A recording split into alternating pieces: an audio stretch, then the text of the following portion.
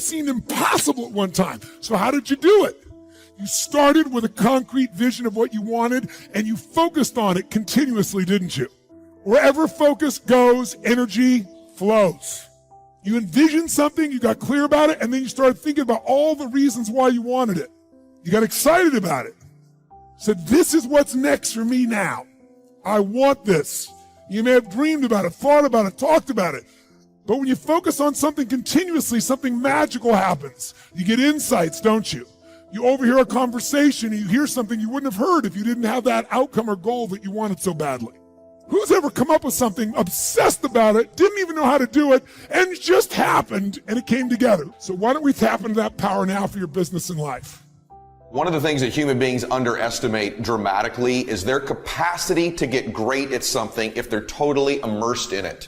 Totally laser focused on something. You are way more powerful than you know you are if you went crazy, psycho, obsessed, laser focused on anything, even something you're totally ill prepared for. Humans have an unreal capacity to get great at things, even if they don't have a natural talent for it, if they're immersed in it, and to learn something and acquire a ton of knowledge in a short period of time as well. Because the truth of the matter is, in society today, society is conspiring all the time in our culture to completely distract you so you never win. To just divert your focus and attention. Look over here. Look at this shiny thing. Look at this TV show. Look at this sports team. Worry about what's going on here in this war. And they get these different things on television and our phones and in our lives to just get us distracted so we never get obsessed. We never get laser focused for an extended period of time.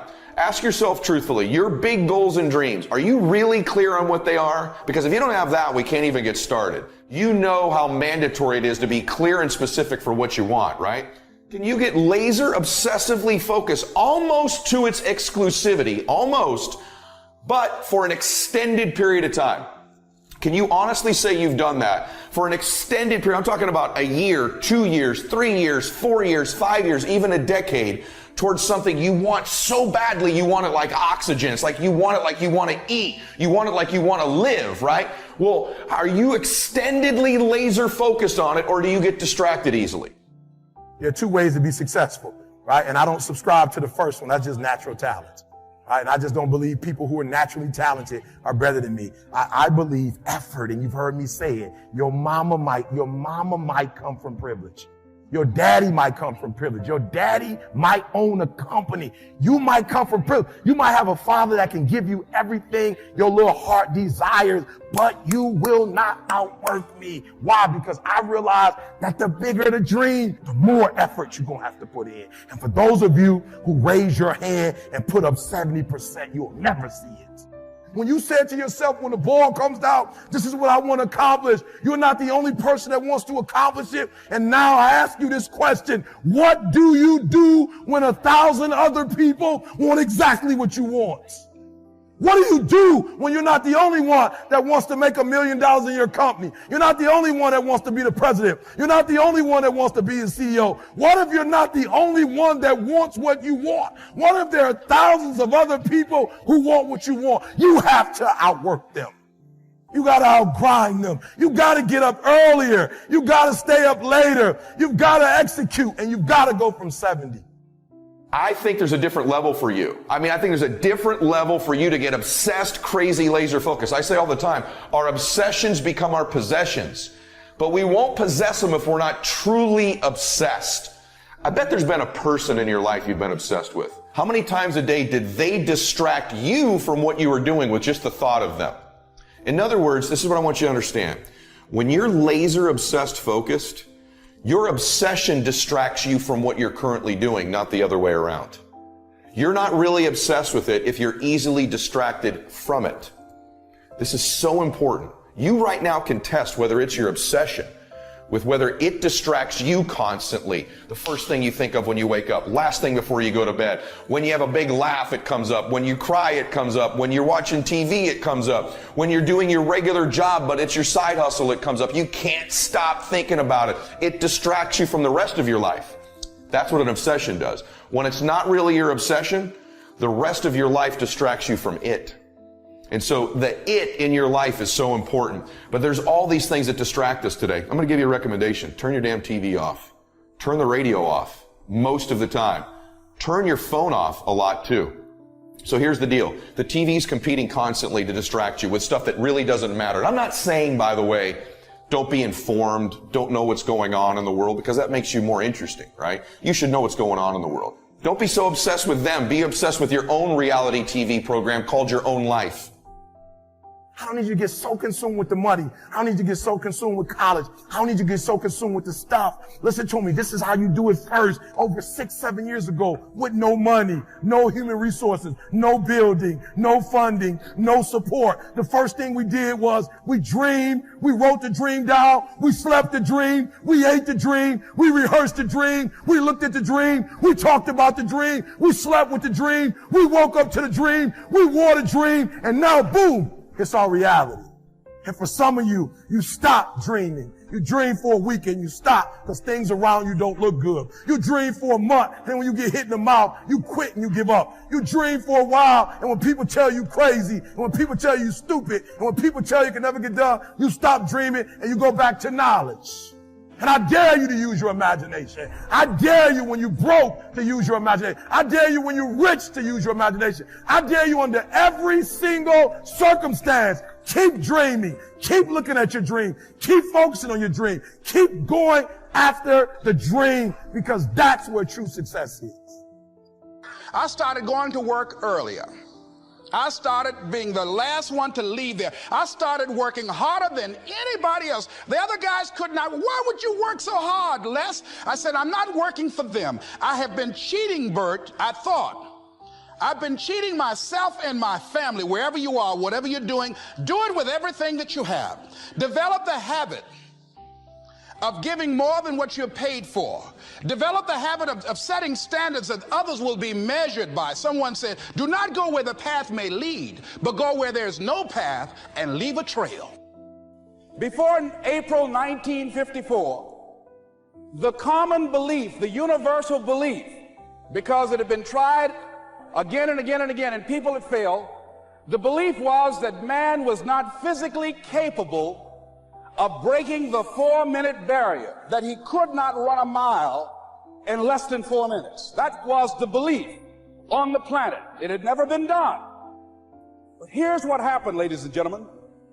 Roger Bannister came along, and he broke the 4-minute barrier. Now here's what's significant about that. Since that time, up to this day, over 20,000 people have done it, including high school kids. 20,000 people. What changed? Here's what happened when they got on the track. They knew it had been done.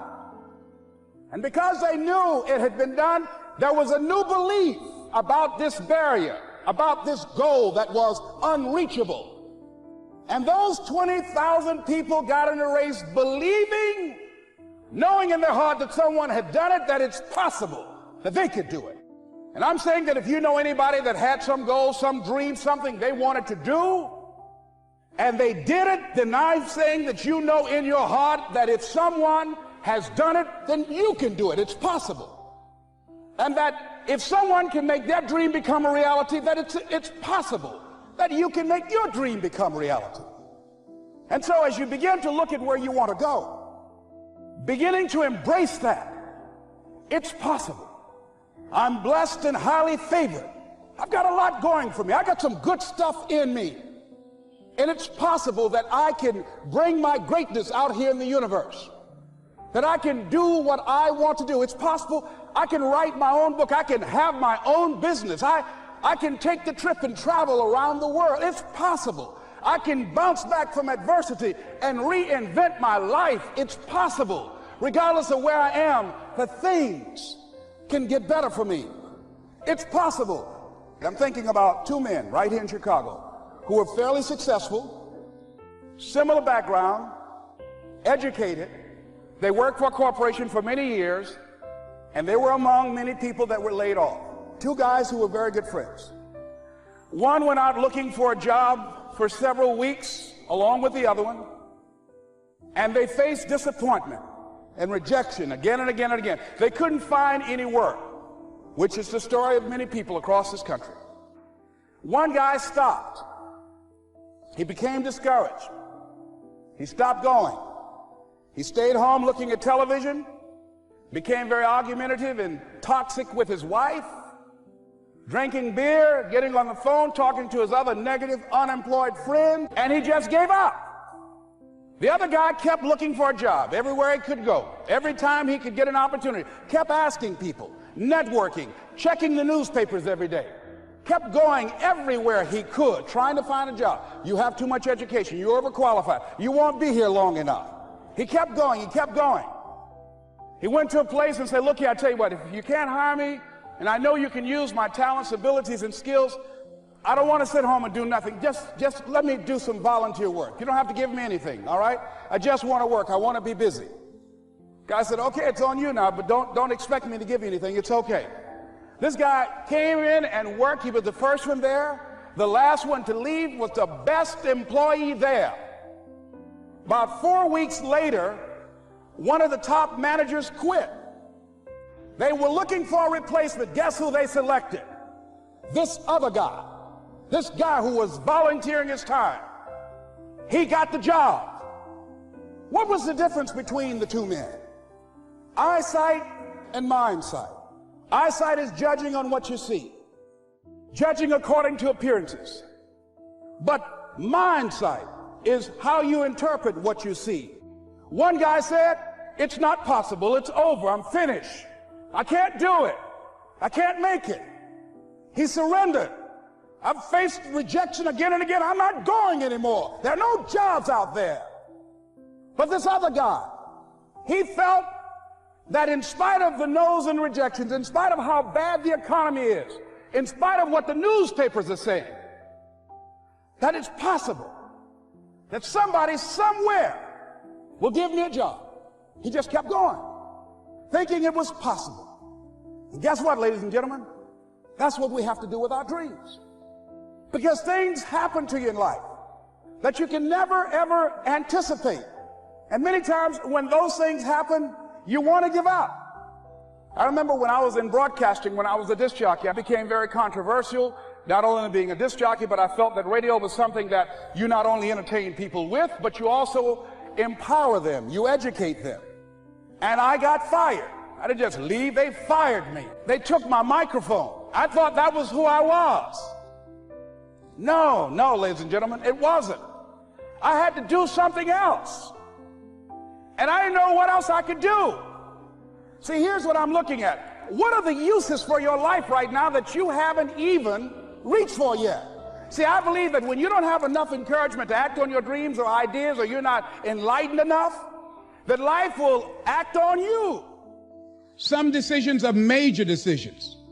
And also there are a lot of small decisions that we don't make, that they tax our minds, they drain our energy, they create a lot of anxiety and nervousness and mental torment because we don't take care of it.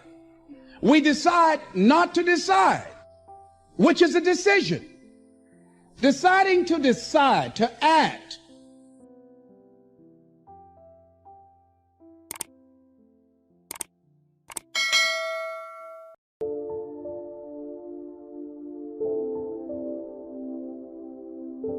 Somebody says, thank you for touching my life and taking the time to make the investment. And that's what I'm all about. So if you'll become a good student today, and here's the last note, don't be a follower, be a student. You'll be happy to know today we haven't come seeking disciples. We've got no movement for you to join. I'm just here to share some of my experiences, good ideas best I can. But I think that's good advice. Don't be a follower, be a student, right? Take advice but not orders. Take information, but don't let somebody, order your life. Make sure what you do is the product of your own conclusion. Excellent note to make. Make sure what you do is the product of your own conclusion. Not to do what someone else says. Take what someone else says. Process it. Think about it. Ponder it. If it makes you wonder, if it makes you think, then it's valuable. Then when you go take action, make sure that the action is not what somebody told you to do. Make sure the action is the product of your own conclusion. You'll follow just a little bit of those simple guidelines telling you the learning process can be speedy, swift, powerful. Your learning curve can go up, and then applying it to your business, your life, your family, conversations, equities of all kinds. You'll find some progress like I did that first 5 years when I met a teacher willing to share with me turned my life around. Progress I couldn't believe happened for me.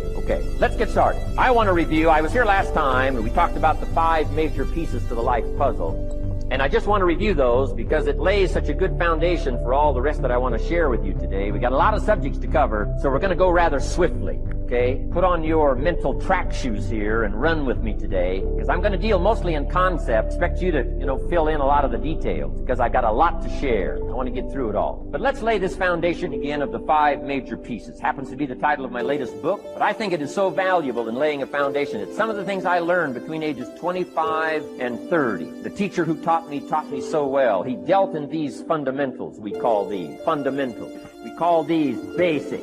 Basics for sports, fundamentals for your business, fundamentals for the way you deal with your family, a few simple things, a few basic things that if you practice every day can make all the difference in the world, how it works out. I boiled it down to 5 major pieces to the life puzzle. Let's just review those. Number 1 is philosophy. Philosophy, as I taught the last time I was here, philosophy, in my personal opinion, is the major determining factor in how your life works out. See, the people that will live their dreams, the 2% that will do that, these are, and write this down, become a risk taker. They're risk takers. They don't mind failing. They don't mind making mistakes. They're willing to take life on, take life in the collar. This, God said, if you're not willing to risk, you cannot grow. And if you cannot grow, you cannot become your best. And if you cannot become your best, you can't be happy. And if you can't be happy, then what else is there? I like what Helen Keller said. She said, life is short and unpredictable. Eat the dessert first. Here's something else. Write this down. Make it important to become financially independent.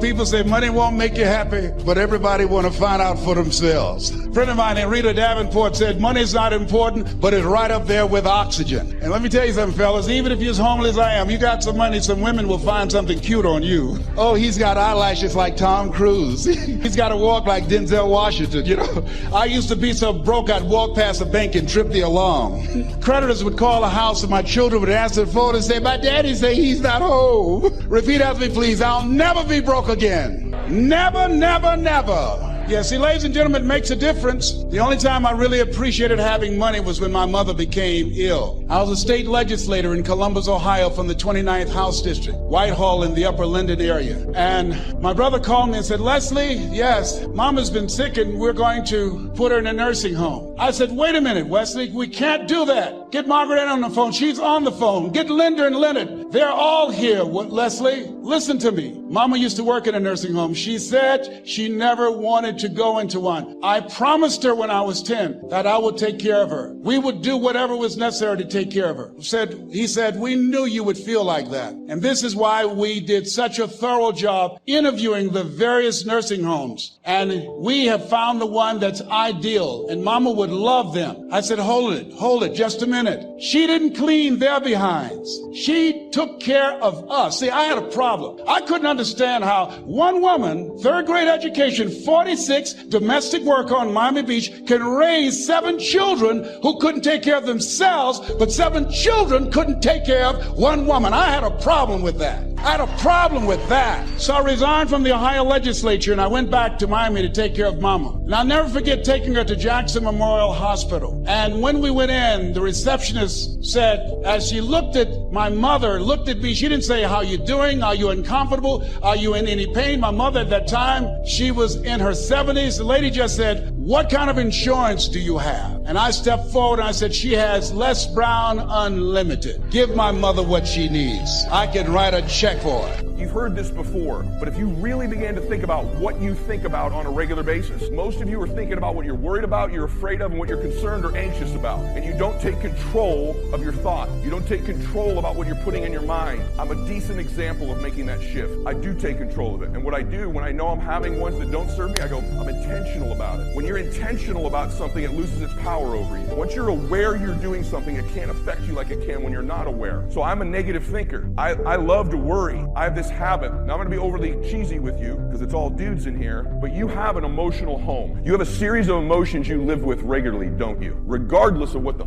F is going on in your life, you find a way to get these emotions. Those emotions could be bliss, ecstasy, passion, joy, peace, faith, but they could also be worry, stress, anger, depression, frustration, concern, anxiety, aren't they? And you have a home and you've had it most of your life and it started when you were a little boy or a little girl. And because you've done it over and over and over again, even though you know they don't serve you, you will find a way on a very regular basis to get those. The quality of your emotion is going to be the quality of your life. And if you don't begin to become more intentional about the emotion, see, all of you this year wrote down a bunch of things you want to achieve. So did I. My outcomes for the year. I'm going to make this much money. I'm going to save this much money. We're going to help that many people. I've got a list of all my outcomes. You and I have gotten pretty good at achieving things we put our mind to, haven't we? You're getting pretty good at it. Maybe not last year, but I think some of you I've been talking to here told me you had your best year. But you're damn good at getting what you want, aren't you? Including the negative thing. You're damn good at getting that stress. Man, you will find a damn to get that emotion. Now, since you're so good at getting what you want, what if you set, and I'm serious, what if you set an outcome to begin to achieve certain emotion on a regular? What you've done is you've deluded yourself into thinking, if I can get 5 million in the bank, 10 million in the bank, or I get one of these houses Mylett had, I get that hot so-and-so girl, or I get to this level of influence, then I'll have those emotions up. That ain't how it works. Your subconscious and unconscious mind has done this millions of times. It's a map, and you will find a way, trust me. I was worth 30, 40, 50 million dollars, still really not very happy person. I was worth 100 million, still not very happy. Married the girl of my dream, built my first mansion, built another mansion, still not very happy because I didn't get outcomes for emotions. I got outcomes for stuff. I want you to have a bunch of stuff, trust me. I want you to have a bunch of achievement. But if you start to become more intentional about, I'm going to find some peace every day. I'm going to find some faith every day. I'm going to find some solitude every day. You'll find that when you get those emotions, as good as you are, is you'll get more of stuff. People are like, what happened to you? I went from 50 million to probably $500 million, 5 or 8 years. And the difference was, don't quote me on that. The difference was I started to get the quality of life I'm quality. And you got to get those, brother. You're going to lead your family. You're going to lead your mom and dad. You're going to lead your life because you're not getting out of here alive. You ain't getting out of here alive. Why don't you start to be a little happier, a little bit more joyous, a little bit more giving, man? You'd be so happy you did. The fact is the strongest men are the ones who are willing to be the most vulnerable, are the ones who are willing to give joy, give passion, give peace to people. Those are the strongest men in the world.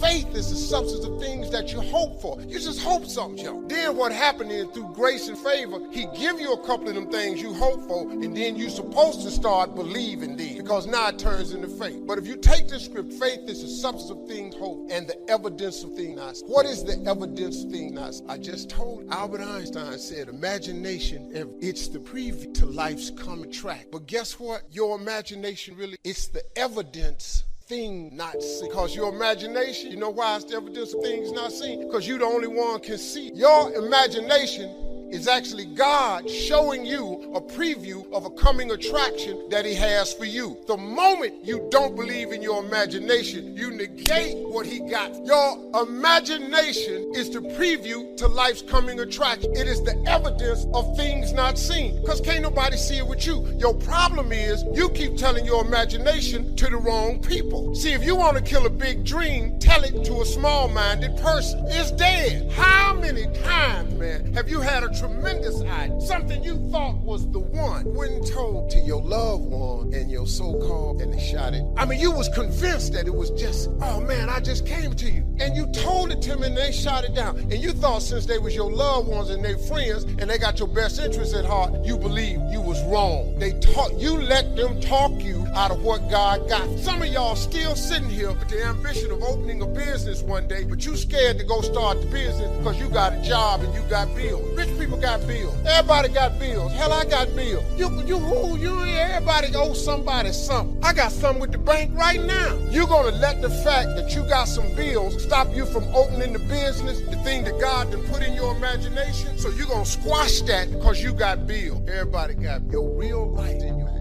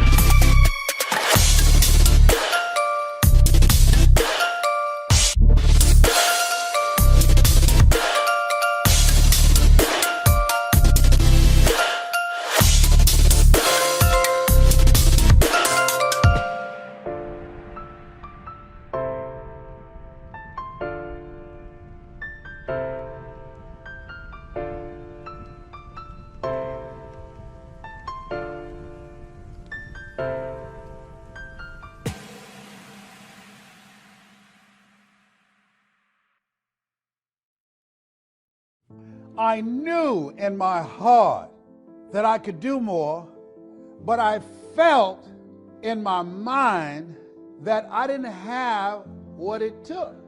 I wasn't smart enough. I didn't have a college education. I didn't have enough money. I didn't have the right contacts, but I felt in my heart I could do more. What was stopping me? The willingness to do what I knew.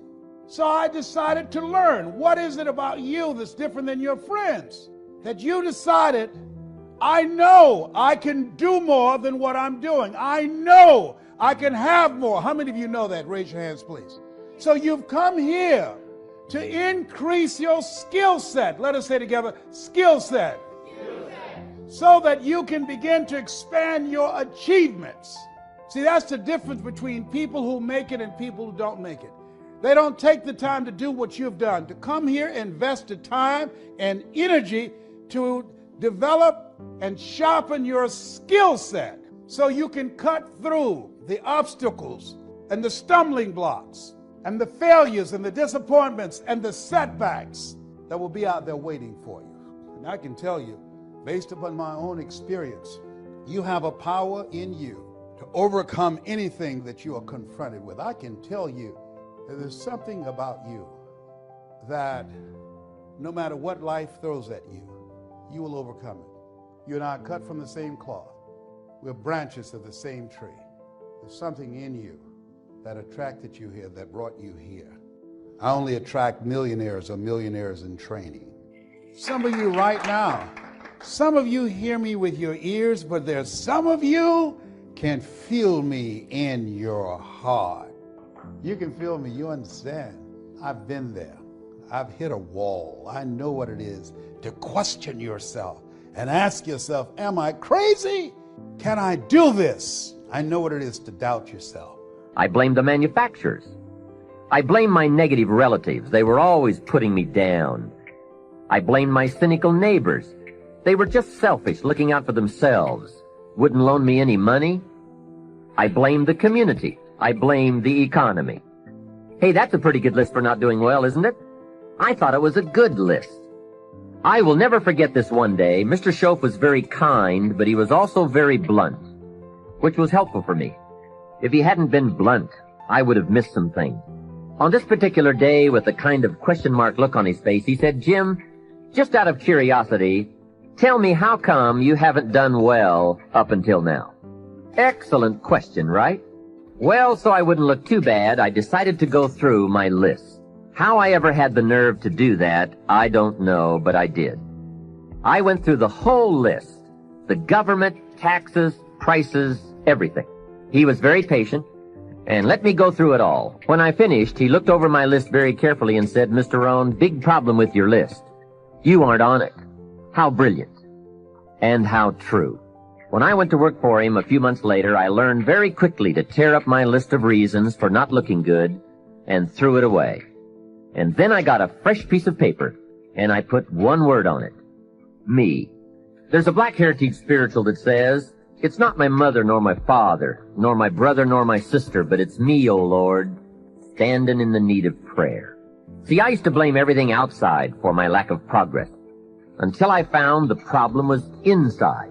For a big share of my life, I kept looking for the answers to do well outside, and I found out the answers were inside. Success is not something you pursue. Success is something you become. What are you going to do starting today that will make a difference in how your life works out? What are you going to do? See, if you don't do something starting today that will make a difference, guess what? It's going to be the same.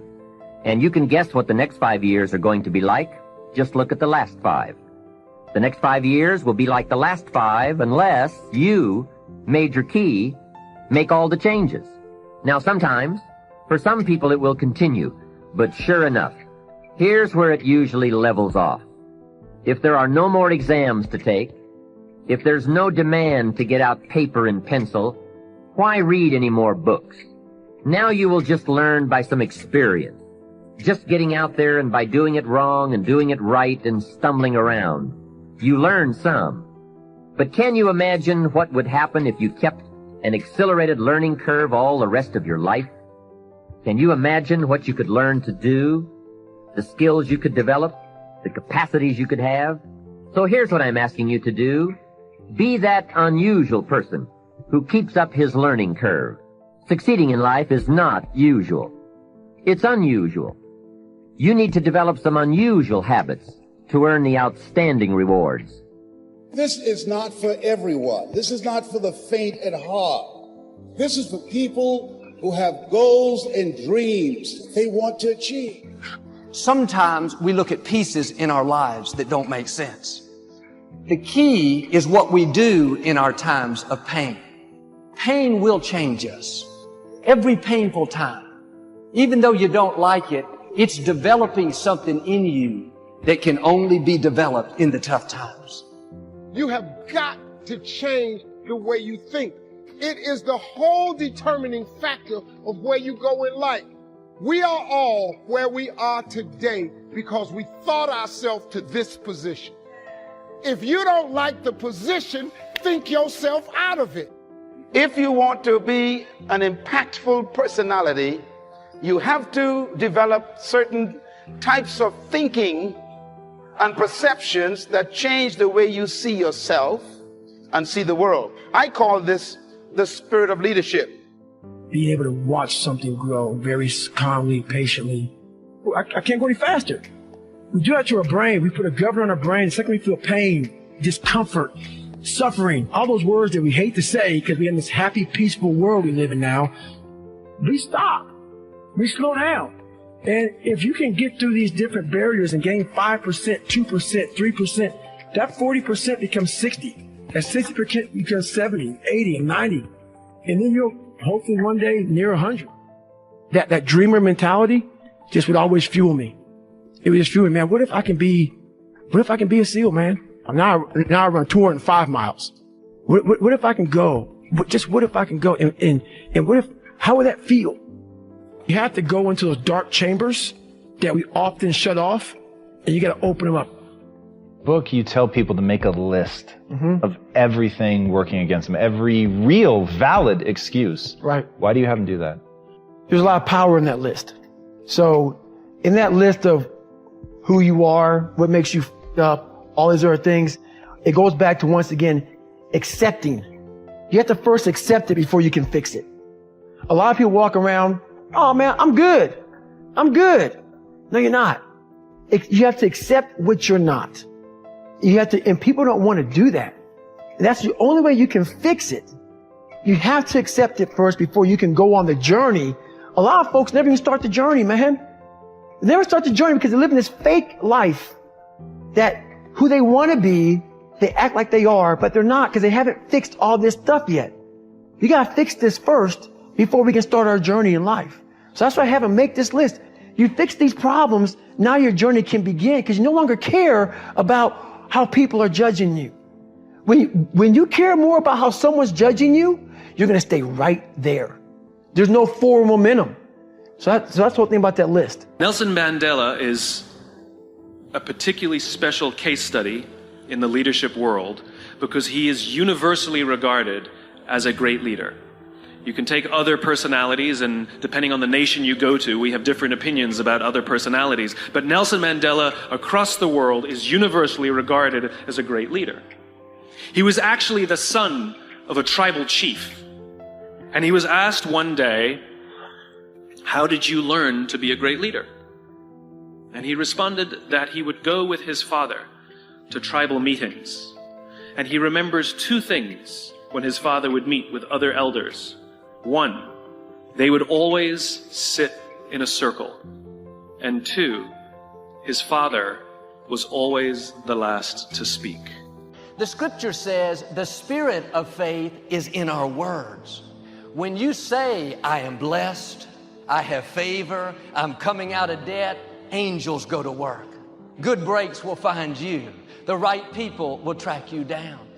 And you can think positive. You can believe for favor. That's good, but nothing happens till you speak. The miracle is in your mouth. There is healing in your mouth. There is freedom in your mouth. There are new levels in your mouth. If you're fighting an illness, it's easy to talk about the medical report and how bad it looks. And I don't think I'll ever get well. When you speak that, you're calling in more sickness, more defeat. You need to change what you're saying. The scripture says, let the weak say, I am strong. It doesn't say, let the weak talk about the weakness. Let the weak call 5 friends and discuss the problem. That's giving life to the negative. Now, I'm not asking you to deny the facts. Just say what God says about you. Your report should be, God is restoring health back into me. The number of my days He will fulfill. My mother wouldn't be here today after being diagnosed with terminal cancer in 1981 if she had not done this. It's not enough to just not say anything negative. You have to be on the offensive. All through the day, I would hear her quoting scriptures. When somebody asked how she was doing, it was never a sad song. It's hard. I don't understand it. I'm tired. Her report was, I am healed. With long life, God will satisfy me. What He started in my life, He's going to finish. She didn't feel healed. She felt weak, but she said, I am strong. The medical report said she was done, but she said, I will live and not die. She got in agreement with God and released the miracle in her mouth. 38 years later, she's still alive and healthy. Are there miracles in your mouth waiting to be released? Joel, when I break this addiction, then I'll tell people I'm free. You have to tell them first. Every day you need to declare, I am free, I am clean, this addiction does not control me. Every time you say, I am free, in the unseen realm, chains are broken, strongholds are loosed, freedom starts heading your way. You keep speaking it, and you will become what you're saying. You are prophesying your future. When David faced Goliath, a giant twice his size, it wasn't a coincidence that he looked at him and said, this day I will defeat you and feed your head to the birds of the air. He wasn't just being positive. He wasn't just talking smack. He understood this principle. The miracle was in his mouth. He had to release the victory. What if he would have said, wow, I thought I wanted to face Goliath, but look how big he is. I don't have any armor. I don't feel qualified. I don't think I have a chance. If he would have talked defeat, we wouldn't know who David was. If he would have just thought positive, I believe I can do it. I believe I've got what it takes, he wouldn't have defeated Goliath. He knew he had to speak it. I will defeat you. You may have a giant in your path, a giant of debt, a giant of depression, a giant of sickness. Like David, you need to announce to that giant, I will defeat you. You will not keep me from my destiny. The forces that are for me are greater than the forces that are trying to stop me. The scripture says, if any two of you agree, anything you ask according to God's will, it will be done. There's power in agreement. What's interesting is David didn't have anyone to agree with him. His brothers looked down on him, thought he was too small. His father saw him as less than, like he'd never amount to much. King Saul didn't think he had a chance. He even tried to give David his armor so at least it wouldn't be so painful. Nobody was there to encourage David, to say, hey, David, you can do this. We believe in you. You've got what it takes. There are times, like with David, you can't find anyone to agree with you. But I've learned if you'll come into agreement with yourself, if you'll get your heart and mouth in agreement and start speaking victory, declaring that you are well able, that you are blessed, that you will defeat the addiction, then even though others don't agree, because you're in agreement with yourself, you will see giants defeated. You will accomplish dreams that others thought were impossible. Now don't be discouraged because nobody is cheering you on and nobody sees what you see. Sometimes God puts things in your heart that other people don't understand. Seems too big, too impossible. Instead of encouraging you, they'll do just the opposite. You think you can beat that sickness? I don't know. My grandmother died of the same thing.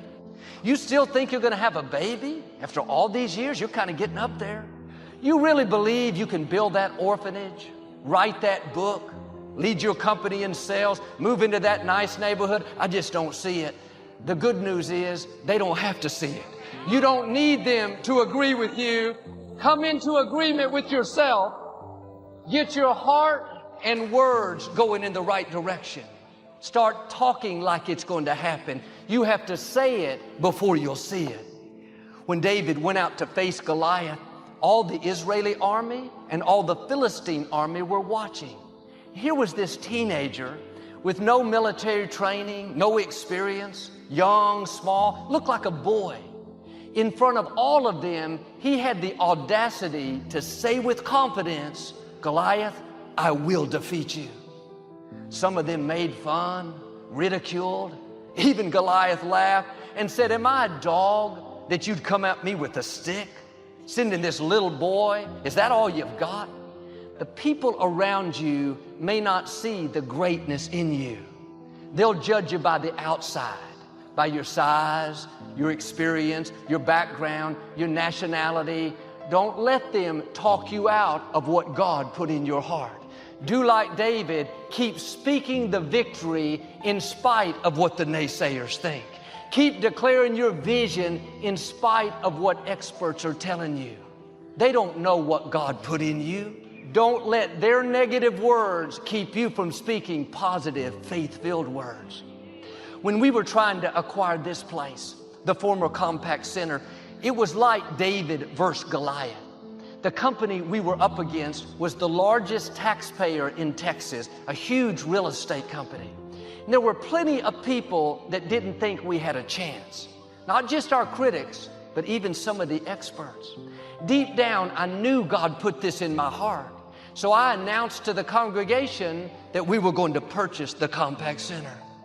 Over the next 3 years, we had all kinds of opposition. Plenty of times where it didn't look like it would ever work out. I was tempted to talk about what I saw. Our opponents are so strong. They have more funds. I don't see how this can happen. But I understood this principle. We give life to what we speak. If you start speaking the negative, agreeing with the doubt, talking about how big the problem is, you are giving life to the wrong things. Your words can keep you from your destiny. In the scripture, an angel told a man named Zechariah that his wife was going to have a baby. He was surprised because they were too old to have children. Zechariah said to the angel, are you sure? Look how old we are. The angel said, yes, Zechariah, it will happen. But because you doubted, you will remain silent and not be able to speak until the child is born. That's how powerful words are. God knew if Zechariah went around talking defeat, I don't see how, we're too old, it would have kept the baby from being born. God has put dreams and promises in your spirit that may seem too big, impossible. You don't have the resources, the experience, the connections. Don't do like Zechariah and talk yourself out of the miracle. Get in agreement with God. Dare to declare what He says about you. Maybe you're facing an illness. There's no sign of it getting better. You're right where Zechariah was. How can this happen? The medical report says no way. God has done His part. Now it's up to you.